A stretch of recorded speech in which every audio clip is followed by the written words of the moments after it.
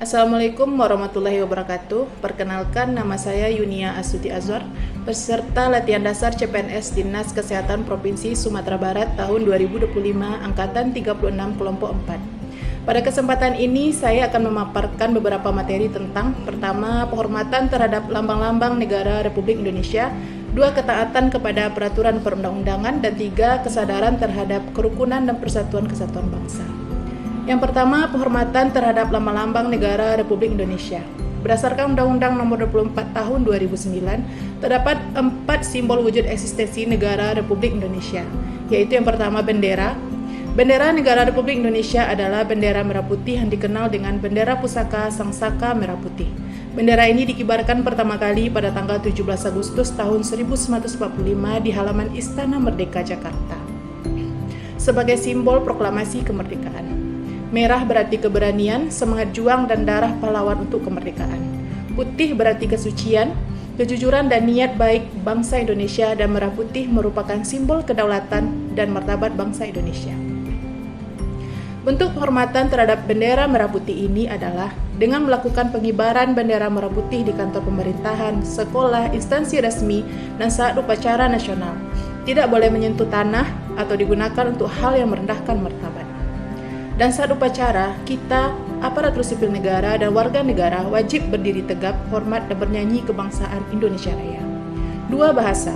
Bahasa Indonesia adalah bahasa persatuan yang ditetapkan sebagai bahasa nasional pada Sumpah Pemuda tanggal 28 Oktober tahun 1928. Tujuannya adalah menyatukan seluruh rakyat Indonesia yang memiliki ragam suku, budaya, dan bahasa daerah. Bentuk penghormatan terhadap bahasa Indonesia ini adalah makna dalam menggunakan bahasa Indonesia dan menggunakan bahasa Indonesia sebagai sarana komunikatif sesuai dengan konteks sosial, agama, budaya, pendidikan, dan lingkungan dimanapun kita berada. Tiga, lambang negara. Lambang negara Kesatuan Republik Indonesia adalah burung Garuda yang melambangkan kekuatan, keberanian, dan kedaulatan.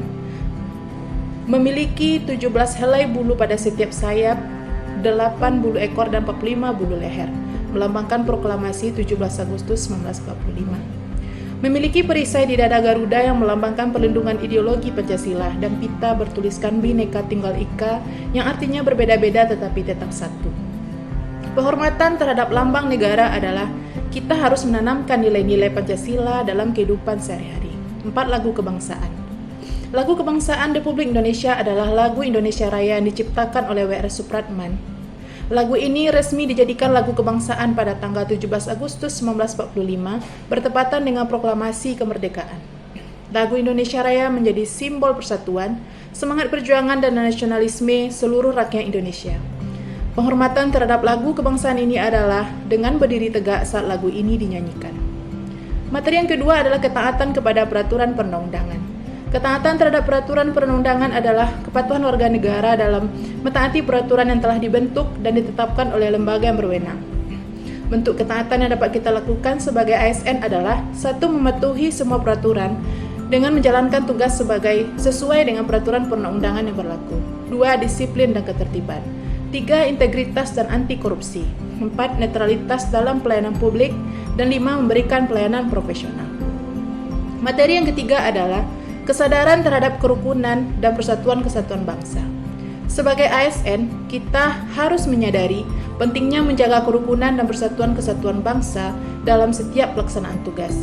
Kita harus berkomitmen untuk menghormati perbedaan suku, agama, dan budaya, menjunjung tinggi toleransi, dan menempatkan kepentingan nasional di atas kepentingan pribadi atau golongan.